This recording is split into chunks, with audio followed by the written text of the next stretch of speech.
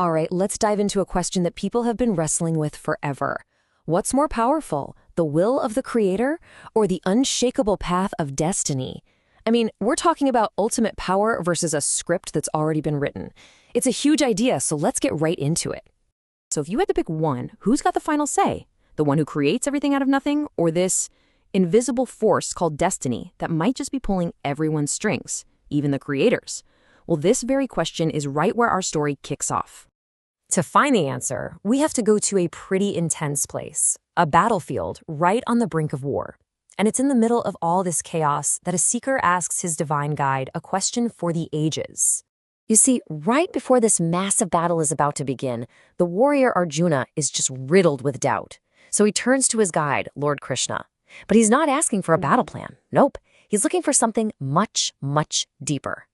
It's funny how it's in those moments of crisis that we start asking the biggest questions, right? And there's the question. So simple, but wow, it carries the weight of the entire universe. Arjuna isn't just asking for himself here. He's basically speaking for all of us. And the amazing part? He's asking this directly to the person he knows is the creator. Okay, so you'd probably expect the creator to be like, me, obviously, right? To give some big speech about being all-powerful. But what Krishna says next is, well, it's a total curveball, and it's really the heart of this entire lesson. And boom, there it is, an absolutely stunning confession. The creator himself admits that even he can't fight destiny. This just changes everything. It's not a question of power anymore. It's about the fundamental rules of reality. And to back it up, Krishna doesn't just give a theory. He tells a story, and it's a deeply personal one. So let's just break this down for a second. On one side, you've got the creator's will, right? The incredible power to literally create the universe. But on the other side, you've got the law of destiny, this fixed, unchangeable path that everything and everyone has to follow. And Krishna's telling us that even his will has to play by destiny's rules. Now, this is what makes his explanation so brilliant. He brings this huge, cosmic idea down to something so personal, so human. He says, I wanted Radha, his true love.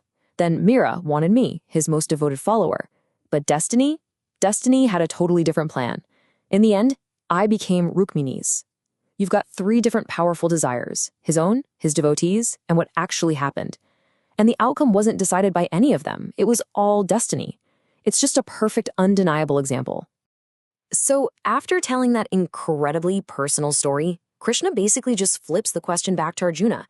He's saying, look at my own life. The proof is right there. The answer is suddenly crystal clear, and it leads us straight to the final, powerful moral of the story. And this brings us to the ultimate takeaway from this whole sacred conversation, the final, unavoidable truth that comes from Krishna's incredible moment of honesty. That's it. That's the core teaching, and it's totally absolute.